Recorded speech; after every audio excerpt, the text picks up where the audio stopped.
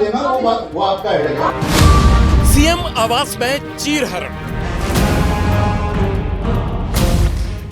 चीरहरण तो मेरा उस घर में हुआ और चरित्र हरण मेरा रोज चलाया जा रहा है। दुर्योधन ने कहा है, दुशासन ने करा है, और आप सोचते हो क्या?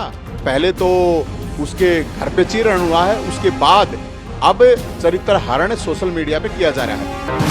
करप्शन, कैरेक्टर और क्रिमिनल का नार्को टेस्ट।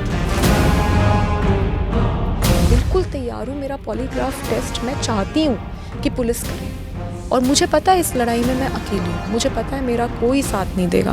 अरविंद केजरीवाल का नार्को टेस्ट होना चाहिए। तो हो सकता है कि अरविंद केजरीवाल का भी फोन फॉर्मेट हो चुका है। मारपीट का मास्टरमाइंड कौन? मुख्यमंत्री मास्टरमाइंड है पूरे के पूरे मामले का, साजिश और षड्यंत्र करके ये घटना हुई है। अगर मेरी राज्यसभा की सीट उनको वापस चाहिए थी, अगर वो प्यार से मांगते तो मैं जान दे देती। एमपी तो बहुत छोटी बात है। ड्राइंग रूम का किस्सा, कौन सच्चा कौन झूठा? आज तक इतना सब कुछ हो जाने के बावजूद मेरे पास अरविंद जी का कोई कॉल नहीं आया। पूरे प्रकरण में अरविंद जी उस आरोपी को पूरी तरीके से बचाते हुए दिख रहे हैं। दिल्ली पुलिस को कह रही है तो झूठी है। एम्स की ये रिपोर्ट है, ये कह रहे हैं एम्स भी झूठा है। यही राजा हरिश्चंद्र है सब कुछ। केजरीवाल के ड्राइंग रूम में क्या क्या हुआ? मालीवाल केस में चश्मदीद और नार्को टेस्ट।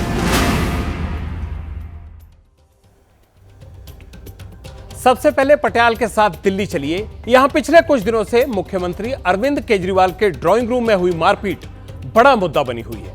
विवाद में पीड़ित है मालीवाल और आरोपी हैं सीएम के पीए विभव कुमार। सब जानना चाहते हैं कि सीएम के ड्राइंग रूम में एक महिला सांसद की पिटाई क्यों हुई, मारपीट की शुरुआत कैसे हुई, स्वाति बुलाने पर सीएम हाउस पहुंची थी या बिन बुलाए, ड्राइंग रूम हिंसा के वक्त केजरीवाल कहां थे, उस वक्त घर का कोई सदस्य क्यों नहीं आया, राज्यसभा सांसद संजय सिंह की क्या इस पूरे विवाद में भूमिका है, पहले विभव को दोषी माना गया, फिर स्वाति पर आरोप क्यों लगाए गए। इन सारे सवालों का जवाब देने के लिए स्वाति मालीवाल खुद सामने आई हैं। पहले उनको सुनिए, फिर देखते हैं कि इस विवाद की मिस्ट्री कितनी सुलझी और कितनी बची है। अगर मेरी राज्यसभा की सीट उनको वापस चाहिए थी, अगर वो प्यार से मांगते तो मैं जान दे देती। लेकिन जिस तरीके से इन्होंने मुझे मारा और पीटा है, अब चाहे दुनिया की कोई शक्ति लग जाए, मैं किसी भी हाल में रिज़ाइन नहीं करूँगी। मुझे पता चल रहा है, मुझे बताया जा रहा है कि इसी वजह से मुझे कैरेक्टर असैसिनेशन करा जा रहा है, विक्टिम शेमिंग करी जा रही है। मैं बिल्कुल रिज़ाइन नहीं करूँगी। I am the youngest woman parliamentarian. मैं वहाँ बैठी हुई थी, आराम से बैठी हुई थी। इतने में विभव कुमार जो कि उनके पीएस थे, वो वहाँ पे धनधनाते हुए आते हैं। He entered from the door और वो चिल्लाने लगते हैं और गालियाँ दे रहे थे। और उन्होंने मुझे बोला कि तेरी औकात क्या है, तेरी हिम्मत कैसे हुई हमें मना कर दे, तेरे को तो हम सबक सिखाएंगे, नीच औरत, पता नहीं क्या क्या बोल रहे थे वो।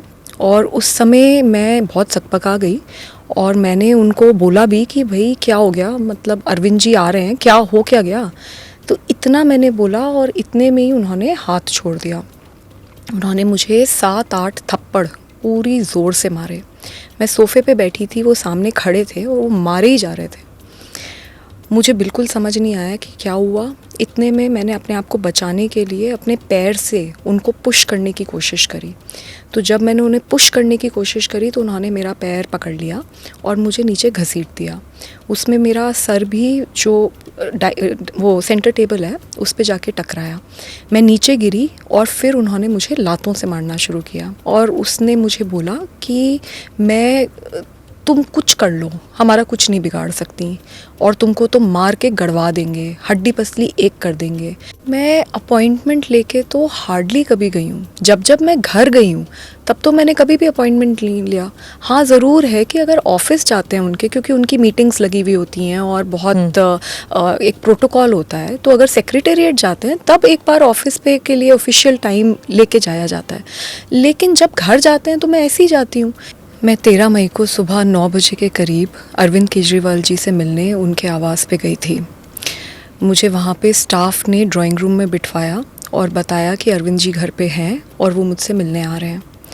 फिर दूसरी बार एक और स्टाफ आया, उसने भी मुझे यही बात बोली। मुझे बताया गया था कि अरविंद केजरीवाल जी घर में हैं और वो मुझसे मिलने आने वाले हैं, और मैं बहुत ज़ोर से चीख के हेल्प मांग रही थी, लेकिन कोई मदद के लिए नहीं आया। संजय सिंह जी आए थे मेरे घर पे, उन्होंने मेरा हाल देखा, उन्होंने देखा कि जो लड़की एक फाइटर है हमेशा, आज वो एक विक्टिम बन गई। उन्होंने वो सब कुछ देखा, मैं रो रही थी, मैं पेन में थी और मैं बार बार सबको बता रही थी कि मेरे साथ क्या हुआ। उन्होंने मेरा हाल देखकर वो अरविंद जी के घर पे भी गए, उन्होंने विभव से भी बातचीत करी, ऐसा उन्होंने मुझे बताया। और उसके बाद सब कुछ देखकर अगले दिन उन्होंने एक प्रेस कॉन्फ्रेंस भी करी, जिसमें उन्होंने ये बात मानी कि स्वाति इस देश में महिलाओं के लिए एक बहुत मुखर आवाज़ है और उसके साथ बहुत ज़्यादा मारपीट हुई। जैसे ही मैंने कंप्लेंट फाइल करी, पूरी की पूरी पार्टी को मेरे खिलाफ उतारा गया, बार बार मेरा कैरेक्टर असैसिनेशन करा गया। मुझे बोला गया था कि अगर तुमने ये कंप्लेंट फाइल कर दी तो पूरी पार्टी तुम्हें अकेला कर देगी। मुझे बोला गया था कि पूरी पार्टी तुमको बीजेपी का एजेंट बना देगी। मुझे बोला गया था कि कोई मेरे साथ नहीं खड़ा होगा। फिर भी मैंने ये नहीं सोचा कि मेरा क्या होगा, मेरे करियर का क्या होगा। अरविंद केजरीवाल जी के सबसे बड़े राजदार और सबसे करीबी आदमी इस वक्त विभव कुमार हैं। वो कोई मामूली पीए नहीं है। अगर आप उनका घर देखें तो उनका घर इतना आलीशान उनको घर दिया गया है, इतना तो किसी मंत्री को भी दिल्ली में नहीं घर मिला हुआ है। तो वो एक बहुत रसूखदार और बहुत पावरफुल आदमी है इस वक्त इस पूरी पार्टी में, और पूरी पार्टी उनसे डरती है। स्वाति मालीवाल ने फिर भी ये नहीं बताया कि वो खुद गई थी या बुलाई गई थी। विवाद की शुरुआत क्यों हुई, वो सीएम के ड्राइंग रूम तक कैसे और क्यों पहुंच गई। पटियाला अब आपको इस केस के दूसरे पक्ष के पास ले चलेगा। आप जानते हैं, दिल्ली पुलिस इस केस में केजरीवाल के माता-पिता और पत्नी से पूछताछ करना चाहती है, क्योंकि स्वाति मालीवाल ने पुलिस को यह बताया कि हिंसा के दिन वो घर के भीतर गई थी। स्वाति का दावा यह भी है कि केजरीवाल घर में ही थे और उनके माता-पिता भी। दिल्ली पुलिस ने केजरीवाल के माता-पिता से कल पूछताछ का वक्त मांगा था, इसीलिए आज केजरीवाल ने इंतजार करना शुरू किया। उन्होंने सुबह से ही सोशल मीडिया पर पुलिस के इंतजार का प्रचार करना शुरू कर दिया था। घर से निकले तो फोटो पोस्ट किया, गेस्ट रूम में बैठे तो भी फोटो पोस्ट किया। सुबह से ही आम आदमी पार्टी के बड़े नेता सीएम आवास पर पहुंचने लगे। आतिशी, सौरभ भारद्वाज, संजय सिंह सब पहुंच गए, लेकिन पूछताछ के लिए दिल्ली पुलिस नहीं पहुंची। केजरीवाल ने शाम 4 बजे एक प्रेस कॉन्फ्रेंस की। स्वाति मालीवाल पर चुप रहे माता पिता को चेहरा बनाकर इशारों में सारा केस खुद बताया और अपने आप को उसमें पीड़ित भी साबित किया। प्रधानमंत्री जी, आपने मुझे झुकाने और तोड़ने की अभी तक बहुत कोशिशें की। आपने एक एक करके मेरे कई विधायकों को गिरफ्तार किया, लेकिन मैं नहीं टूटा। फिर आपने मेरे मंत्रियों को गिरफ्तार किया, लेकिन आप मुझे नहीं झुका पाए। फिर आपने मुझे गिरफ्तार कर लिया। तिहाड़ में तरह तरह से मुझे प्रताड़ित करके मुझे तोड़ने की कोशिश की गई, लेकिन मैं नहीं टूटा। लेकिन आज तो आपने सारी हदें, सारी सीमाएं पार कर दी। आपने मुझे तोड़ने के लिए मेरे बूढ़े और बीमार माँ बाप को निशाना बनाया। क्या आपको लगता है मेरे माता पिता गुनहगार हैं? अपनी पुलिस से उनकी पूछताछ क्यों करवा रहे हैं?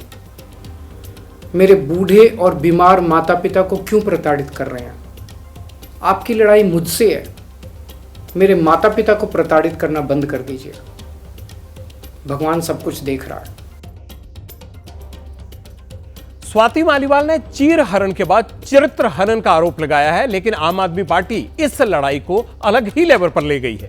वो स्वाति की शिकायत को साजिश का हिस्सा मानती है।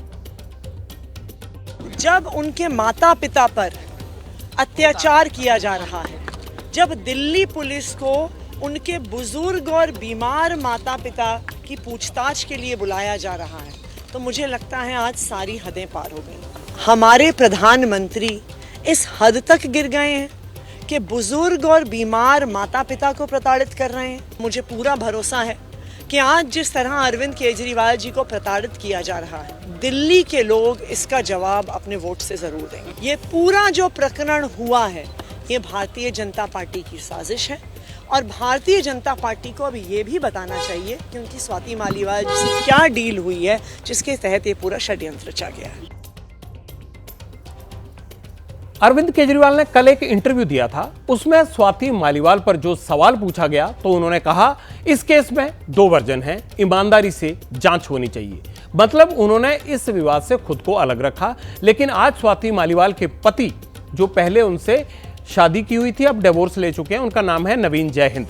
नवीन जयहिंद सामने आए। अरविंद केजरीवाल के नार्को टेस्ट की मांग उन्होंने रखी। उनके फोन की भी जांच करने की बात नवीन जयहिंद ने की।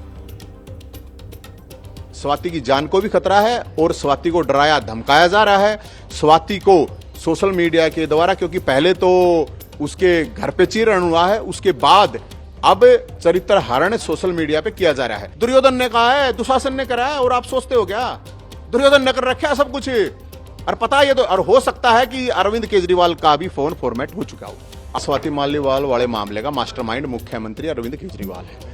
माता पिता के पास कुछ नहीं है। अरविंद केजरीवाल का नार्को टेस्ट होना चाहिए और हाई कोर्ट के सिटिंग जज से पूरी की पूरी जांच पड़ताल होनी चाहिए, निष्पक्ष जांच पड़ताल होनी चाहिए। ये पार्टी पे कब्जे को लेकर झगड़ा हुआ था। जो केजरीवाल का तोता है संजय सिंह, वो खुद मुख्यमंत्री बनना चाहता था। जब उसका नंबर कट गया तो उसने कहा कि आतिशी बन जाएगी। अब आतिशी का भी जब देखा इन्होंने कि अरविंद केजरीवाल मुख्यमंत्री ने जेल में जाने के बाद अपनी धर्मपत्नी को आगे कर दिया। आम आदमी पार्टी का आरोप है कि स्वाति मालीवाल के पीछे बीजेपी है, लेकिन बीजेपी पूछ रही है कि ड्राइंग रूम की हिंसा के चश्मदीद कौन है। आज स्मृति ईरानी ने स्वाति के समर्थन में एक बयान दिया। स्वाति मालीवाल जी की जब पिटाई केजरीवाल जी के घर पर चल रही थी, उस वक्त केजरीवाल जी के अलावा उनके स्टाफ और परिवार का कौन कौन सा सदस्य मौजूद था, इसकी जानकारी सिर्फ स्वाति मालीवाल और केजरीवाल जी दे सकते हैं। स्वाति मालीवाल को क्यों मारा गया केजरीवाल जी की उपस्थिति में?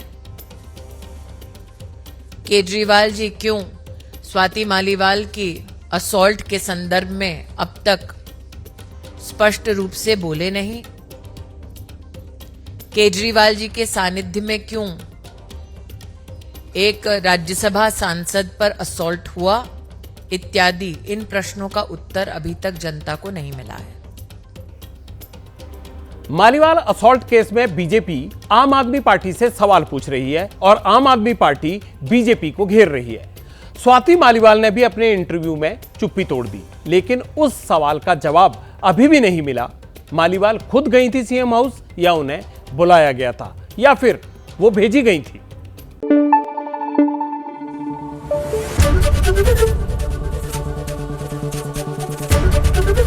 एबीपी न्यूज आपको रखे आगे।